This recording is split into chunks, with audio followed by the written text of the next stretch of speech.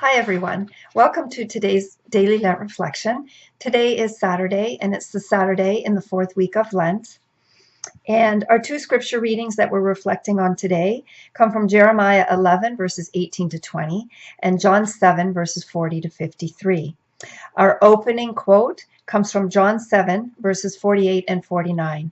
Quote, "You do not see any of the Sanhedrin believing in him, do you? Or the Pharisees? Only this lot that knows nothing about the law, and they are lost anyway." End quote. And our reflection for today is the call to holiness.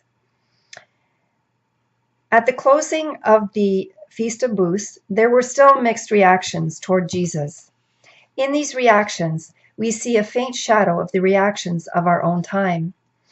There are still the proud and the self-serving who do not have time for Jesus, who are so concerned about themselves, their power, and prestige that they dismiss Jesus and his message. There are still the timid and the tentative who would vaguely like to accept Jesus and his gospel, but who are kept back by nameless fears and doubts. There are still the ordinary people, the motley crowd, who believe in Jesus and follow him. This is the community of believers. This is the church. To be a member of the church means many things, but perhaps most of all, it means that we are called to be saints. "For this is the will of God, your sanctifications." And that's a quote from 1 Thessalonians chapter 4, verse 3. You can also see Ephesians chapter 1, verse 4. This holiness of the church is constantly shown in the fruits of grace, which the Spirit produces in the faithful. And so it must be. It is expressed in many ways by the individuals who, each in his own state of life, tend to the perfection of love, thus sanctifying others. This perfection of love is not simply a high-sounding ideal, it is a goal that is attainable, even by the motley crowd.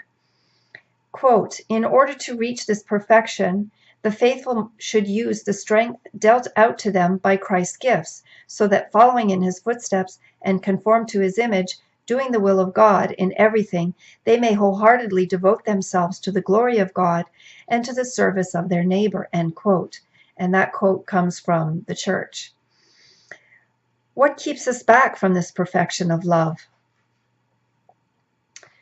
It only takes a little self-restraint and a little courage.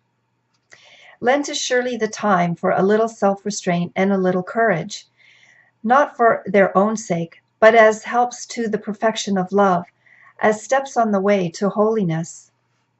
Our closing prayer comes from the prayer after communion. Quote, "Lord, may the power of your holy gifts free us from sin and help us to please you in our daily lives." End quote. And our practice for today is this. Today I will heed the Lord's call to holiness by this practice of self-restraint, and then fill in the blank there, name it, whatever it is for yourself, or this act of Christian courage, and again, fill in the blank. So today I will heed the Lord's call to holiness by this practice of self-restraint, or this act of Christian courage. And that's it for today. A lot to think about. We're all being called to holiness. We're all called to be saints. I know that sounds really difficult, but we start at the beginning with easy steps, and slowly, day by day, we increase our demands on ourselves, and eventually we reach our goal. It may take a lifetime, but eventually we will realize our goals. So that's it for today. Have a wonderful day. See you tomorrow. Bye-bye.